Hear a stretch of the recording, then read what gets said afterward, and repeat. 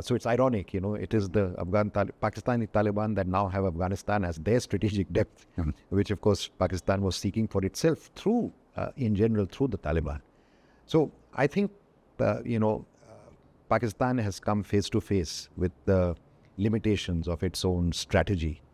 And I don't see a clear resolution to this in the near future. August 15th marks 3 years since the Taliban returned to power in Afghanistan. Our guest today is Ambassador Gautam Mukhopadhaya, India's former envoy to Afghanistan. This is StratNews Global. I'm Amitabh Revi.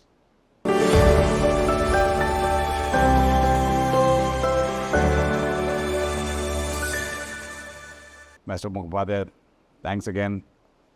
As we've been repeatedly talking about Afghanistan falling off the headlines for years now, but your assessment, Ambassador, of these 3 years of the Taliban in power domestically, what it means? So basically, if we see the 3 years in perspective, what we can see is a picture of both domestic and, I should mention, perhaps even international consolidation. Just concentrating on the domestic first to answer your question. At the time that this happened, or 3 years back, there was still the glimmer or the possibility of some resistance. Some of the resistance forces had moved to the Panjshir Valley, and some of them had fallen back on the north. There was considerable sort of activity amongst women's groups, minority groups, to agitate even on the streets. Today, 3 years down the line, actually we see virtually no internal resistance. The flicker of resistance that there was in the Panjshir Valley was crushed soon after. And a little remaining resistance in other areas, Herat towards the north also, by and by has been suppressed and subdued. Even the women's groups that continue to be active, off and on perhaps, but over several months and even years, even they have been more or less subdued or completely, invisible to the extent that they exist. I know that some pockets of education, some efforts and all that do continue. But essentially, internally, the Taliban are practically unchallenged. In the beginning, there used to be also some attacks attributed to the Daesh. Of late, we have not seen too many. There were attacks against the minorities, against particularly the Hazara Shias. Of late, again, we haven't seen any dramatic episodes of clearly terrorist violence. And the Taliban claims that they have brought greater security than they used to be before. Of course, before more than half the insecurity was caused by the Taliban themselves. So politically, in terms of resistance, in terms of social resistance, in terms of women resistance, in terms of minority resistance, we are not seeing too much challenge to the Taliban.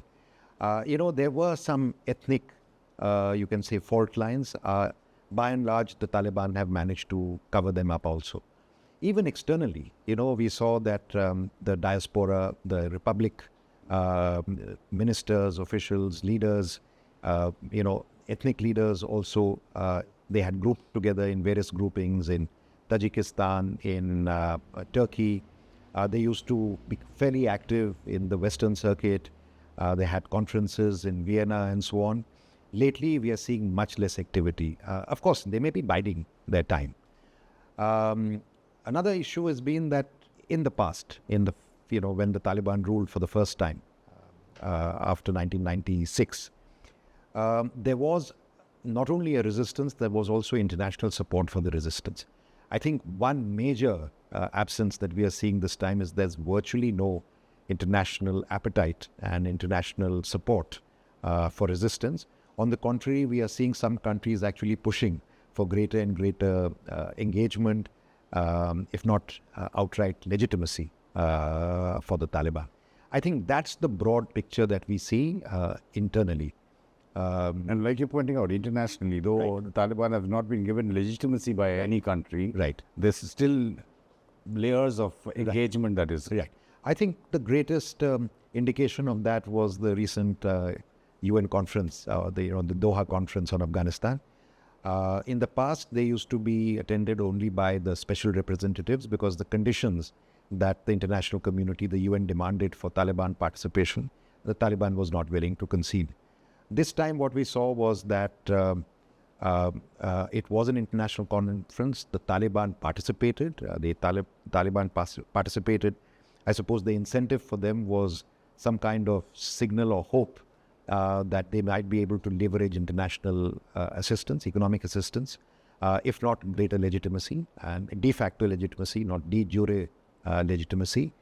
And even though the conference was not presided over by the Secretary General himself, but perhaps by the Deputy Secretary General, if I'm not wrong, the fact was that it was a conference that was attended. The Taliban managed to impose one of their conditions, that they would be the sole representative. They would not be they would not include civil society organizations, women organizations. The fact that the international community agreed to exclude women from the conference was a very controversial issue. It called into question, the international communities and particularly the Western commitment to human rights and particularly women's rights, about which they have been very loud. And I think broadly, we could say that the international participation, there was a kind of informal division between two groups. One group in which Russia, China, Iran were active, for whom the primary issues were radicalization, counterterrorism, drug trafficking, and mainly security-oriented issues. And for the US and the West, who continued to, of course, strongly pitch for human rights and women's rights, but on the ground with the actual exclusion of women. India still maintains what we call a technical team. The personnel themselves may have changed over the 2.5 years, 2 years or so. Where do you see India's position? I mean, the initial, at least unofficial justification was that you need eyes and ears on the ground for our interests. But 3 years later, where do you see India? I think what India has done is, you can, particularly the Republican side, the Islamic Republic may question it, but it has remained relevant in Afghanistan, particularly against the primary other players who are there, whose interests are inimical to India. And I think that should not be lost, which are, of course, Pakistan and China. What it has done is that it has been able to incrementally increase its engagement with the Taliban since 2021, when we had virtually no relationship, built up a relationship, established a technical team, without crossing over into the area of formal legitimization of the Taliban. The embassy here continues to fly the banner of the Islamic Republic, and yet at the same time, there is an engagement with the Islamic Republic, both through the embassy and directly by officials from here, from Delhi, outside this channel. As you know, initially the engagement was through humanitarian assistance, medicine, food, which has always been part of our, toolkit for Afghanistan.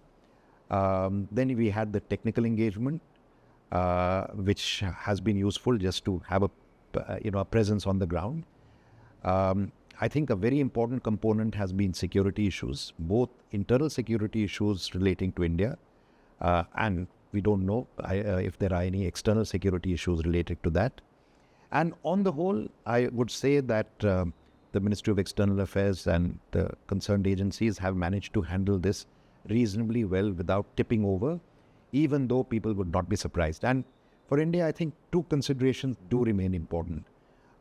One is that we do not lose contact on the ground as we did at the first round of Taliban. That means we are in touch with people. And my general impression is that while those who have left Afghanistan will be unhappy with the relationship, those who are inside Afghanistan would still prefer to see India inside than outside, and literally surrendering the field to outsiders, to countries and interests that are inimical to ours. So I think they have played that quite judiciously. They remain, I think, at least in principle, committed to the issue of, the position of women, a more inclusive government, inclusion of minorities, if not political opinion. But of course, under the carpet, we have been tolerant of the Taliban. I should also add that perhaps some of the worst fears that I shared, that the presence of the Taliban and their kindred groups, which had interests in the region, would promote large-scale regional destabilization, would promote radicalization, would promote extremism, Islamic extremism in this case, fundamentalist extremism, and instability. Other than Pakistan, we have not seen very radical tendencies. The UN, of course, reports that the Al-Qaeda remains active in 22 out of the 37 provinces. We know that Daesh remains present and remains a threat. Although lately I have not seen very dramatic, actions by them. And to some extent, the international bargain, both the Western and the international bargain with the Taliban has been, so long you can limit this radicalization to within Afghanistan and not export it, we can live with that. And so long you can take care of our counterterrorism interests and efforts, then, we can tolerate you.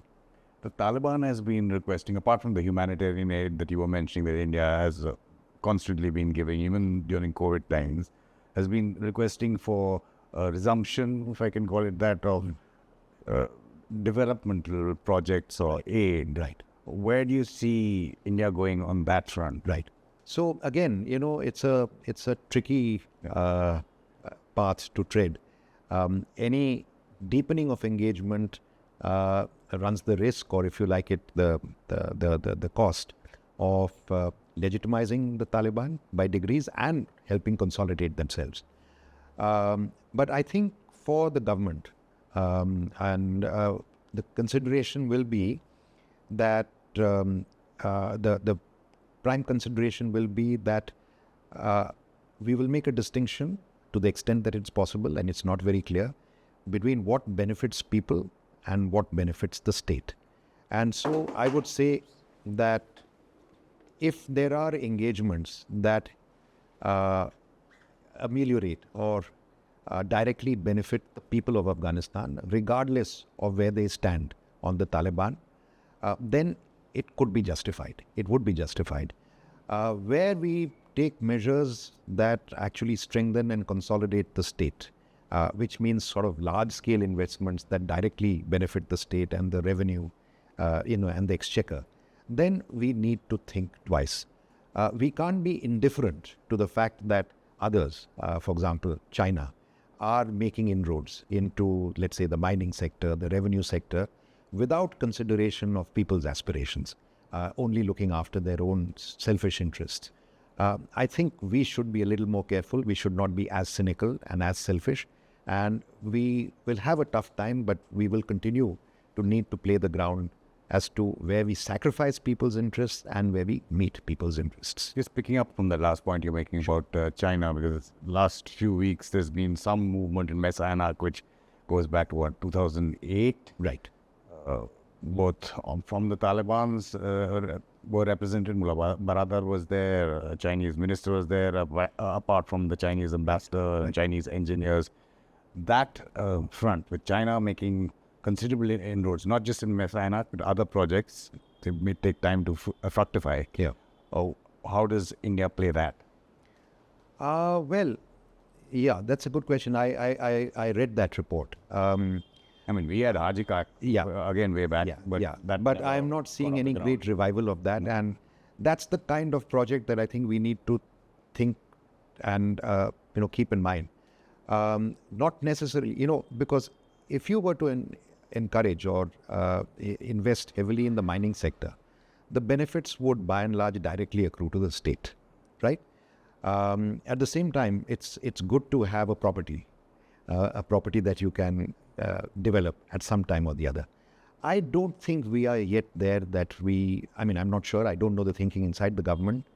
I'm not quite sure we are there that we are willing to pick up private investment or even for that matter, public sector investment. In fact, the Hajikak investment was initially a public sector led investment sale at that time. I'm not sure we are quite there. But, even if you look at investments, there are two kinds of investments you can make. You can make investments in the livelihood sector.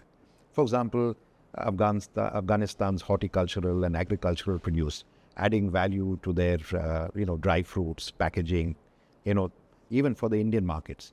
I think these are areas where you can invest, and you can invest that will directly benefit the producers. And along with the producers, naturally, those are the farmers and the community. They are within the community. So I think that's the kind of investment that we can do that can benefit the people of Afghanistan, especially those who are still under the heavy yoke of the Taliban. Mind you, I mean, the exiles live under a different kind of yoke, equally bad. But I think the side part of this is that we should not abandon the values under which the Islamic Republic, at least purported to exist, which is the values of some kind of political freedoms, minority rights, human rights, women's rights, political inclusion, a form of Islamic democracy, or whatever indigenous form of democracy you can involve. So it should not be an all eggs in one basket kind of approach. We have to be able to conduct relations with all shades of opinion, including those who we supported for 20 years. That means we should be not abandon, the kind of assistance that we could give to Afghan people through visas, through scholarships, and through all the kind of capacity building that we were able to do in the past. And I think the test of our diplomacy is being able to manage both, keep the Taliban as well as the others on our side, and be able to help one or the other when the time is right, either defined by a kind of switch in international opinion or in terms of our own interests. And international opinion, just to come back to it, is critical. And even the last time when Afghanistan was freed from the Taliban, the national resistance was not enough. It took 9/11 and US support after that to be able to tip the balance. And I think that kind of international support is still required and should be kept alive. Because let's be clear, I think the majority of people in Taliban till today, the Taliban would not be considered a popular government.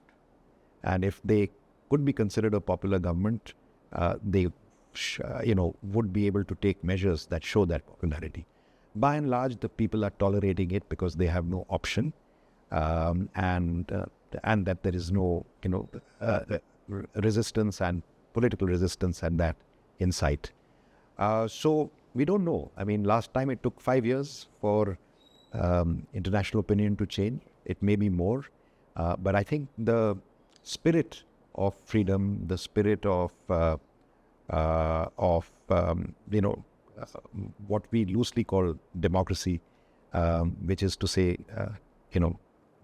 minority rights and other individual rights will remain. And I can't believe that these values will be consigned in Afghanistan or any other place forever. What's changed for the Chinese ambassador? I mean, they were hesitant all along before the Taliban came to power, understandable because of the security situation. Right. But it's taken them about 3 years to move, say, on this particular project on Mesa-Anak. Yes, they've been assured by Mullah Baradar, by Sirajuddin Haqqani of security in future. It's interesting when you're talking about the international opinion. Sirajuddin Haqqani still has that multi-million-dollar bounty against him, but he's 10 million. allowed to travel to UAE. I mean, this is the first public visit we know outside Afghanistan. Right. Well, it's probably a harbinger of things to come. We might see more of such things. So far, I mean, I think the international consensus on delisting and on the sanctions list remains, but we can see some countries are kind of pushing at some measure of liberalization. So that's an area that we have to watch and wait. I think little by little, those sanctions have been loosened and diluted, and we can maybe see that. But to coming to your question on China, see, I think China has been very clear in the beginning. And I think, again, we have to give China its clarity on its interests.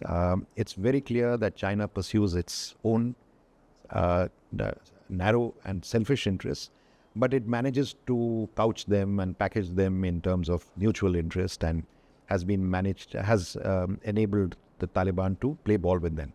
And I think it was very clear right from the beginning that they were interested in the mineral resources of Afghanistan.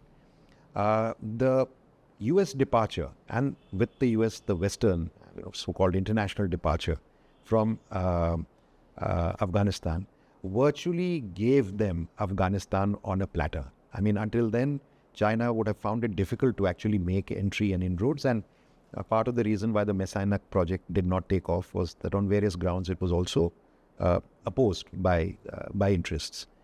I think by its vocation, and I'm sure it's a calculated strategy by the West, China has now entered, and China has its interests through various projects of bypassing the Malacca Straits, bypassing the kind of pressures it faces on the oceanic side, by a kind of transcontinental connect or continental connect to its other areas of major energy interests that include Iran, West Asia, the Gulf, from where it gets a lot of its energy sources.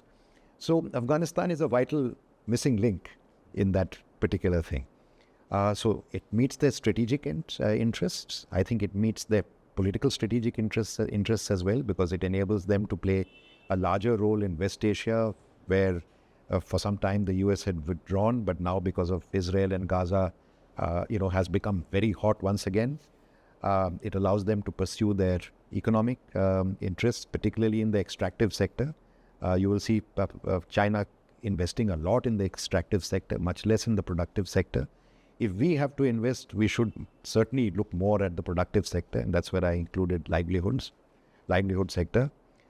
So it's pursuing its interests, and that comes with some risks. If tomorrow there were, and the risk would apply to India as well, if tomorrow there is to be a fundamental change, then the Chinese will have to stand up and be counted. But of course, China is confident. Sometimes India also has that as large countries, no country can do without China, no country can do without India. We can afford to make these mistakes, and we can correct those mistakes when circumstances change. The Afghan Taliban and Pakistan relationship, and the TTP being involved, cross-Durand line clashes which continue, war of words. Where do you see that 3 years down the line? The tough question, Amitabh. I don't see that problem settling. I don't see that. The fact is that the Pashtuns straddle both sides of the Durand line. It's difficult to imagine a situation where one day they will accept the Durand line as the international boundary between Afghanistan and Pakistan. I am sure that they will not accept the border fence permanently. And the fact is that these are very close ethnic and tribal links, and one just has to understand the Pashtun, ethnic and tribal solidarity and, their closeness, to understand that these are not ties that can be broken, because they literally run down family relations, kinship relations. So I don't see that the Afghan Taliban will be able to abandon the Pakistani Taliban, and the Pakistani Taliban will cut off its links with the Afghan Taliban, because of course they need that. So it's ironic, it is the Pakistani Taliban that now have Afghanistan as their strategic depth, which of course Pakistan was seeking for itself through, in general, through the Taliban. So I think, Pakistan has come face to face with the limitations of its own strategy. And I don't see a clear resolution to this in the near future.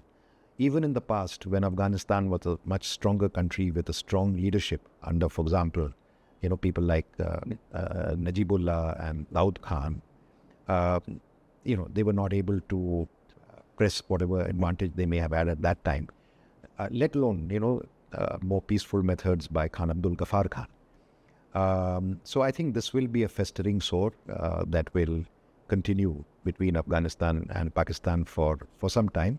But the genie was let out of the bottle by the Pakistanis, and now they have to pay for it. As far as the US goes, though, I mean, officially they're not present in Afghanistan. I don't know what's happening there, but engagement continues at a different level.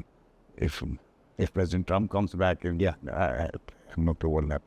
But still, as Sigar has noted, in the last 3 years, US has provided $21 billion to Afghanistan, to the Taliban. Yeah. So I think this was very clear in Doha. In Doha, when the Doha Accord took place, it was very clear that the US had come to the conclusion, and to some extent you can see it was a continuation with the Biden administration, that we have no particular business to be in Afghanistan. We went there essentially to control Al-Qaeda. The Al-Qaeda threat has been mitigated, and our only interest in Afghanistan is not democracy, is not human rights, it's not Nation building. Nation building, definitely it never was. It's not even women's rights. In fact, you could argue that the United States has retrenched on these commitments outside Europe, where it continues to claim to do that for Ukraine. But, in Myanmar, for example, it is not significantly active either, or almost anywhere else. Lip service, yes, but not much more than that. So their interests were limited to security, terrorism, and therefore it could be met by a counter-terrorism bargain with the Taliban. I think the funds that are coming in are part of that bargain. I think the US consciously took a position that they did not need to be in Afghanistan to take care of their counter-terrorism threats. They could have an over-the-horizon presence or monitoring of the threats that on the ground they could work with the Taliban in doing so. And it appears from all that I have seen that they are satisfied that the Taliban is holding up their side of the bargain. And so therefore the money continues to come in. But again, I think it's fair to mention that the United States has not surrendered all the levers. It retains its veto in the United Nations on legitimization of the Taliban, if it comes to that, sanctions list, and in particular even the frozen assets that it continues to keep frozen. Yes, so I think basically it's a counter-terrorism bargain and an over-the-horizon kind of monitoring of the terrorism situation. And it hasn't yet seen any palpable threat to its security, and I think it's concerned about only its security to warrant a change in that. And how do you see Russia? Because that's another country where the Taliban travels to the Moscow format talks that also precede. Zamir Kabulov was in India apparently to brief India or exchange notes about Afghanistan. Right. The Russian angle and the involvement, some reports suggesting that Taliban may be taken off the terrorism list in Russia as well. Right. Yeah. I've seen some reports, and I think there has been a push towards withdrawing the terrorism tag from the Taliban. I think Russia is motivated by three major concerns. One is, which they always underline, is the threat of drugs emanating from Taliban, which is a serious problem for them, also a problem for Iran, and generally a problem for the region, generally a common problem, I would say, for the world. The second is the forces of radicalization, extremism, affecting the Central Asian republics, which are its kind of underbelly, and even into into Russia itself. ISKP claimed ISKP in particular, and they've had problems in Chechnya and so on in the past. So these are again very legitimate concerns, and they also feel that they can better meet this with engagement by the Taliban. There's always been this question: is the Taliban an internationalist Islamist organization, or are they mostly,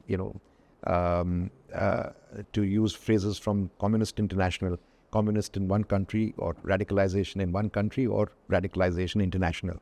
And on balance, the feeling has been that the Taliban have been more concerned about their version of Islam in Afghanistan.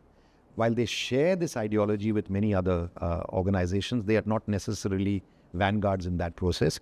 However, they also provide shelter to a number of other organizations that have, such tendencies, and that is not a priority for them.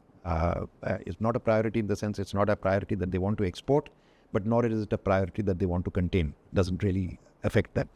So when it comes to the Russia, they are concerned about that export angle. Russia is perfectly happy if it is Taliban in one country, so long it's not exported to the Central Asian republics. I think the third consideration is, of course, geopolitical or geostrategic. The fact is, I think till today, that generation that had to leave Afghanistan with its tail between its legs is still very much in power. It's a humiliation that they still remember.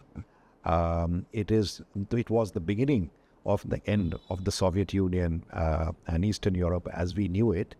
And there is a desire to both reclaim and and avenge that particular defeat. And the emergence of the Taliban and its presence in Afghanistan enables them to be able to feel that they have avenged some of the defeat and humiliation of the end of the Cold War, and particularly their withdrawal from Afghanistan. Of course, I think something that we haven't really looked at, and I'm also just thinking aloud, Afghanistan and the Taliban of Afghanistan seem to have played their cards with both Russia and the US, and to some extent with also Pakistan and Iran, quite well diplomatically, that they have them both on their side, or they have them all to some extent on their side, and not any one of them, implacably against them. So yeah, I think that's the picture as far as Russia is concerned. Do you share that view in terms of the Taliban in Iran? Because that's another important player in the region. Yes, I think the disadvantage that Iran suffers is that it's an immediate neighbor, and that, obviously problems in Afghanistan literally spill over, whether it is drugs. But I think in many ways, Taliban, of course, Iran has dealt with this by engaging with the Taliban from before, and engaging with certain factions that it is closer to. And again, from a state-to-state point of view, I think it has handled that reasonably well. But water issues have come up. The refugee issue and the treatment of Afghans in Iran has definitely affected their image and their reputation in Afghanistan. To what extent Iran, as the flag carrier of Farsi culture, has been able to maintain that sort of lead and pole position that it had in Afghanistan until now is a question mark. So overall, and the Iranians may not like to hear this, I would feel that at the popular level and even at a cultural level, they have been somewhat losers in this engagement. But seen from their point of view, they are immediate neighbors. They have to deal with those who happen to be in power. And they have to and these are issues related to working problems like drugs and refugees. At the same time, let's not forget that they also continue to host very large numbers of military officials and intelligence officials of the ex-Islamic Republic, and they retain a card to play in a future Afghanistan. Ambassador Mukhopadhaya, as usual, thank you so much for sharing your experience and your expertise with us. You're welcome, Amitabh. It's good to get back to Afghanistan a little. It's been out of my horizon too for the last year. Pleasure having you on the show, Ambassador. Thank you. And for all our viewers to send in feedback about this interview, you can follow all our social media handles to get the latest we put up on our website, or interviews like this with Ambassador Mukhopadhaya on our YouTube channel. This is StratNews Global. I'm Amitabh Revi.